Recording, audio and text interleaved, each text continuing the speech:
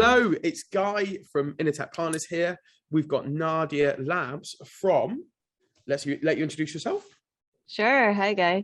Thanks for having me. I'm Nadia, and I'm co-founder and COO of SafetyNet Technologies. Amazing. So I'm going to let you talk a little bit more about what you do in a minute. But obviously, this is episode number 5 of the Sustainability Podcast. So we're hoping to understand a little bit more about your product, what you're like, and what the business is like, giving something away to people that hopefully they can match up to some of your vacancies at the end. Cool. So kind of give us an overview of the company. Sure. Yeah. Hopefully one of those things is more interesting than the other. So at SafetyNet Technologies, we build technology to help make the fishing industry more sustainable. So we build a bunch of hardware and software around the umbrella of precision fishing. And when I say fishing, it's not the, like the spamware emails, internet type of stuff, but the actual like ocean fishing out there. Wow. So that's a niche that I'm sure all of us can understand, because the first step to going green is to cut out meat, right? Most people are like, yeah, cool, I'm going to eat less meat. And they go, I'm going to have more fish. So knowing that there's someone out there that's making sure that those fish are coming from a more sustainable source and being done in the right way, I'm really keen to learn some more. So what impact do you have? What do you do for your customers?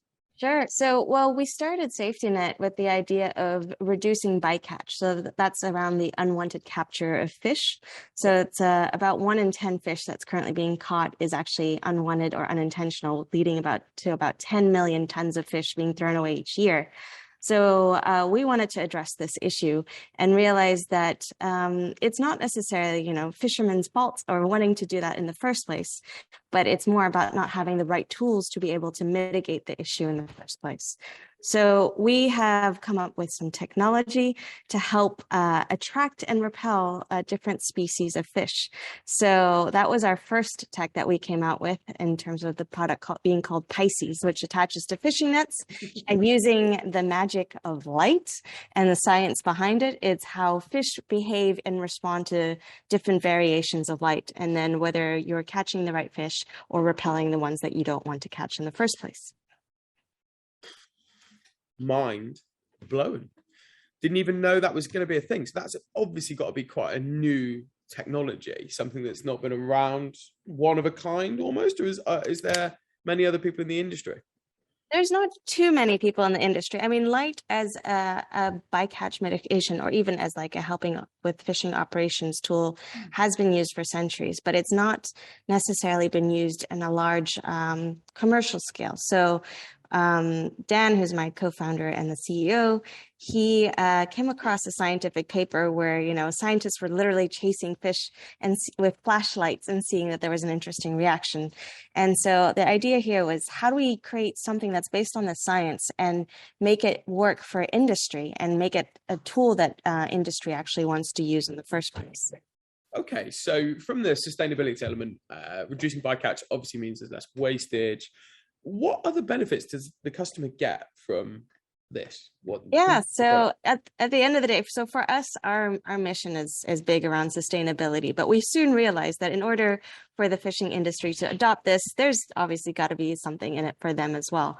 So the value proposition here for the fishing industry is that by being able to catch more effectively, they can actually increase their revenues, right? So they can catch the target fish that they're looking for in the first place. They're able to mitigate fines for catching the wrong fish, and they're able to operate more efficiently and effectively by reducing their fuel usage, their operating costs, less time sorting, things like that.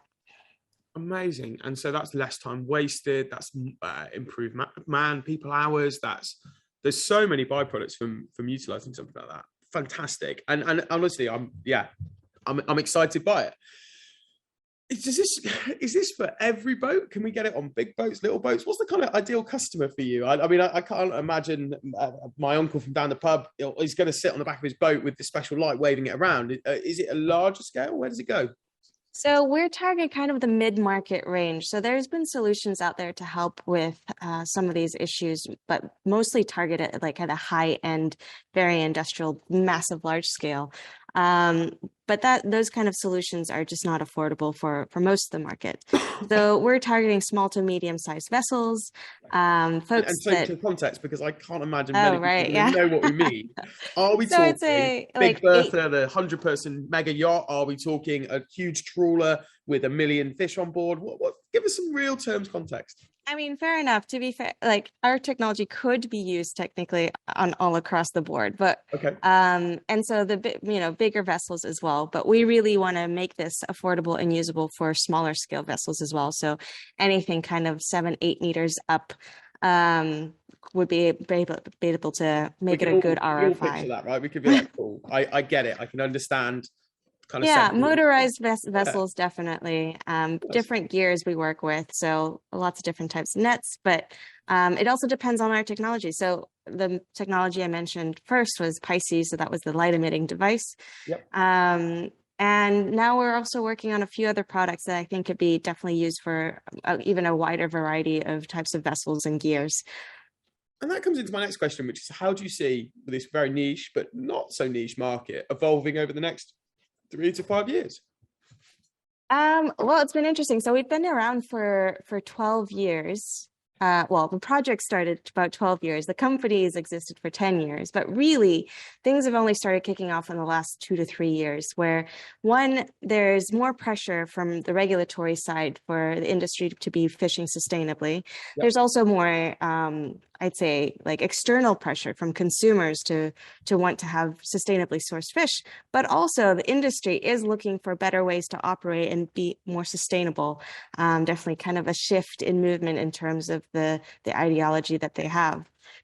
So yeah, so I think that it's been growing. I'd say in the next few years, well, maybe my bias, but it's going to be continuing to grow, and they're going to be looking for additional solutions for the challenges they face. And for us, we're a very user-centered design kind of company where we want to see how we approach these challenges holistically and provide something that's usable and appreciated by industry at the end of the day.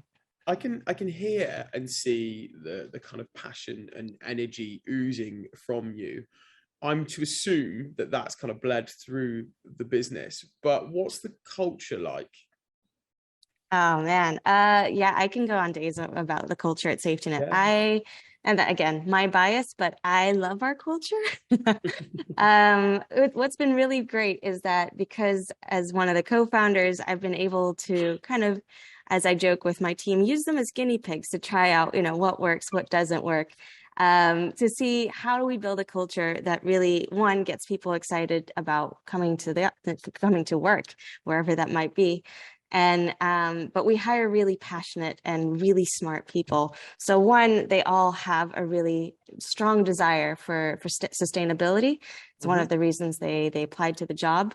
But two, they come in with great and beautiful and smart minds that each bring their own talents. So we like to say that we don't hire necessarily for a specific role. We hire for the person and make sure that their talents are brought in and that we can leverage off them, because, a sales manager is not just a sales manager. He's also going to be managing the relationships. He's going to be coming up with strategic ideas. He's going to be building the culture internally and externally as well. And so that goes with every role that we have at SafetyNet.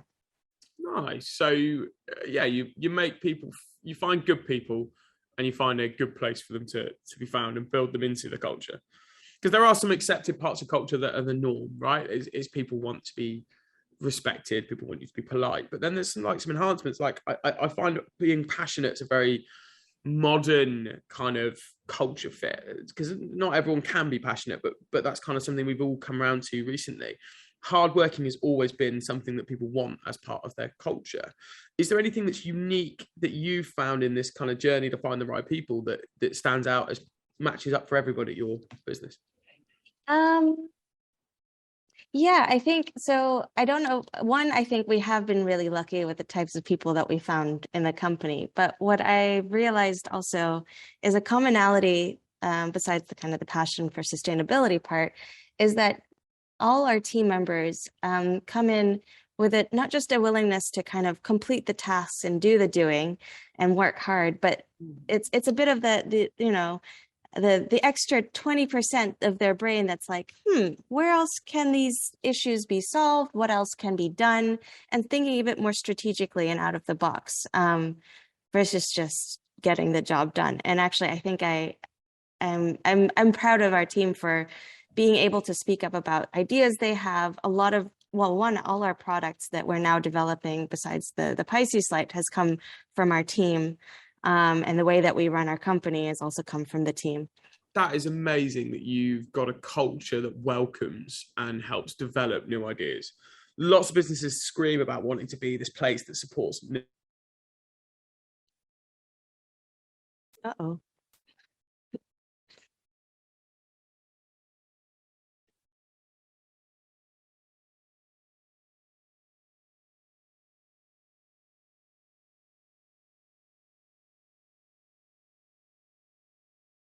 I think I lost him. Ooh. Oh, Did you freeze there. I froze then. Right. It was just arms in the air at that point. Cut that. Stop. Right. So I'll fine. I will get them to edit that bit out. They sent me a draft of the last one and didn't edit this bit out. So big red X, edit the last 30 seconds.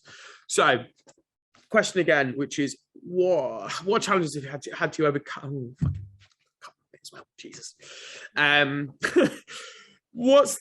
you've been hiring people is obviously a key challenge for everybody. What's the kind of key challenge that you've overcome most recently in the hiring process? What's the key challenge? Because we find finding people is difficult, and also finding people, if you're a company that doesn't really embody what you do, is even harder. So you've obviously captured the bit, you know what you've got to do. What's the other things? I don't know if any challenge that we might have overcome recently. And I think that's maybe because I feel like we've put a lot of effort into how we do our recruiting process. And so that's everything from how we write our job descriptions to make sure that it's, inclusive for anyone to feel like they can apply, all the way to the stages we have within our recruitment to really get to know the person and not to just get them to fill a specific need, but to get to know them holistically and for them to get to know us to make sure that it's a good fit both ways. Find good people and make them a good space to develop and grow. I own 11 companies, and some of those businesses were started simply because someone who was right came through the door, and I was like, you. And then I built something around them. So I massively empathize with that, kind of finding the right people and making it work. How do you kind of protect yourselves from finding the right person initially, that person becoming the wrong person, then damaging that bit of your business? Do you have other procedures in place that kind of control it? Or have you seen that at all? Or have good people always been good for you? Because I imagine lots of people watching this will have made a bad hire recently and would love to know how to make the right one. Yeah. We've been pretty lucky, but I would say if it might not be that it's been a bad person. It might have just been not a great fit for the company. And in that case, I think there is an element of honesty, of understanding, that it's not necessarily the person, but perhaps it's around what the needs of the business are. And people evolve and change. So there could be an element where at the time that they were hired, they seemed like the right person. Yep. But as the business needs changed, and if there wasn't a good fit for them then, because even with their own kind of desires is how they want to grow with the company, we need to make sure that that's still aligned, right? So one, making sure that we can benefit and use all the skills that they bring in. But if that changes over time and also based on their interests, then I think it would be kind of a loss both ways for that person to stick around. I think anyone watching that will really appreciate the honesty of how to deal with something that's not always worked out. And that's kind of I wanted to show that from you, because you can see all of that passion kind of coming out. And I get a feeling that you do all you could to care for someone, even if it wasn't the right decision. And that comes from your kind of holistic approach. So you rock. I like that. Have you got any advice to any other businesses around your culture or talent strategies that you think really stands out for you? I'm the recruiter, so I know I'm asking really recruity questions. So that's an interesting one, isn't it? Good question. Well, again, each culture is so customized to each company. And so I'm not saying that the way we do it is the right way for every company. What's worked for us and what is part of kind of our ethos is a big element around transparency. Yep. So it probably goes with that honesty bit too, but transparency. So transparency across the operations of the company, and sharing everything that we can internally so that people can make the best decisions on their own behalf. We are not big fans of hierarchy, so we make it as flat, basically, a structure as possible. So empowering others is a big element for us as well. Okay. And so giving that space for people to be able to speak up and contribute definitely defines part of our culture. Nice. I like that. I like that a lot. So we as Innertech have transparency, communication, and trust. But I suppose trust, transparency, communication all kind of interlinked. You could almost, when I find the word that matches those up, I'll let you know what it is. But it's nice to hear that other people will share those kind of core values. I'm going to move on because there's some cool stuff we need to learn about you. And then obviously you've got a few vacancies we'll share. And I hope people have understood a little bit more that there are products out there to make sure that when you go to find some sustainable fish, you can actually get it. So there are people going out there to try and make things happen, which I only learned today, which was very exciting. Thank you so much for talking about that product. No problem. Let's learn a little bit about you. And we'll just make it the 10 quick personal questions. I just want to know some quick fire answers. Best bit of software that you can't do without? Because we're on Zoom, I feel like we should product map Zoom, but maybe not. Well, actually, I do know the answer to that. For us again, and this is our company, but it's Slack. Slack has been instrumental, actually, even before COVID. Most of our communication was done over Slack. Yep. But given kind of everyone being in different places and information getting shared, it's a great information sharing tool besides kind of just like the WhatsApp functionality of it. Okay. And so I think Slack has been great for us. Slack getting a product mention. Best piece of tech you've ever bought? Best piece of tech. I feel like I should divert this over to our product team because they've probably answered this better. But and I'm not much of a tech person.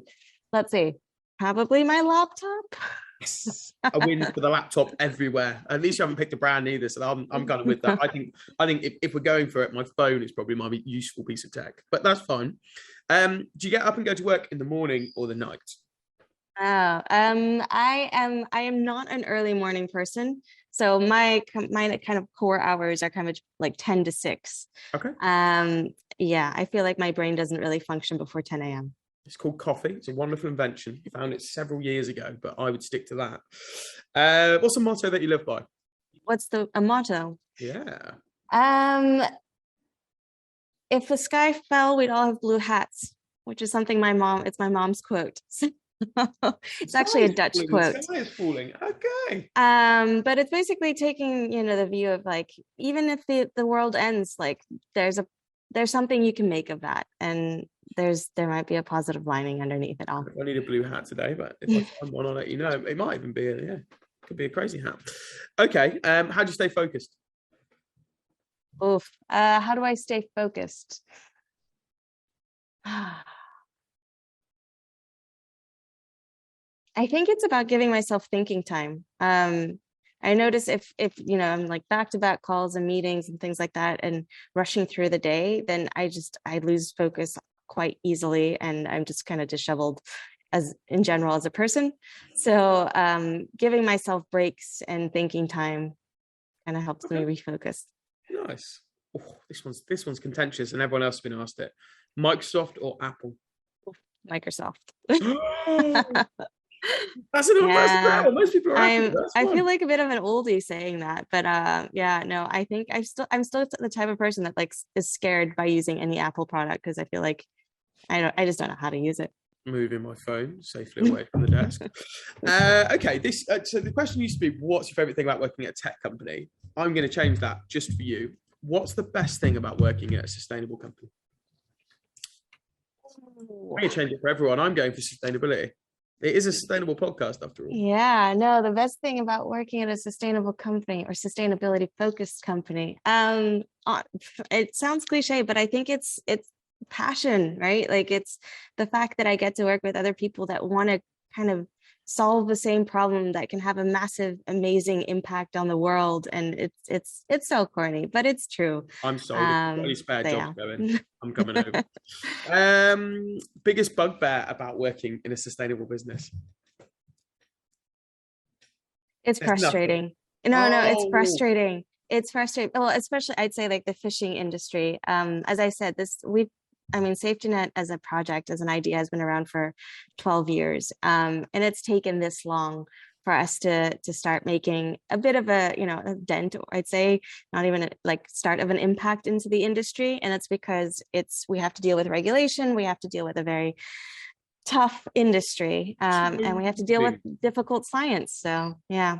it's been around a long time. Are you, fishing's got to be one of the oldest forms of kind of food. It's got to be it's got to move slowly. I would think it's been around so long. It's the way we do things, right? It's always been there. I think also at the same time, like hardware is hard. Hardware is hard for an industry to adopt. So to try to make that case and prove that along, Nice. it's I'm been going to tough, but it's assume good. you've got a few roles going at the moment because you've got the right fit for anyone. If you can post a link to your careers page underneath this video, just let us know, and then that anyone else can see that and think, yeah, that's the kind of business I want to work with. But what's the on top of your head? What's the job that you've got out at the moment? What do you need help with? So, well, in timing wise, we've actually just filled a few roles, so we don't have that much available, but we are looking for a bit more of a support. I'd say in terms of the market research support, and also Okay. in terms of, I think our comms and marketing manager, she's getting overloaded with work. So I think she would appreciate some support as well for anyone Amazing. that's out there that wants to help with social media. Oh, wicked. I will tag that up and make sure that's beneath. And I'm really hoping that people can see and buy into your vision for the business. It's been lovely having you on. I've learned something new. I'm hoping everyone that's watched this has learned something new. But I look forward to speaking to you in the future and seeing how the product develops. Great. Thanks so Thanks much, for coming guy. on, Nadia. It's See been you fun. later. Bye. Cheers. Bye.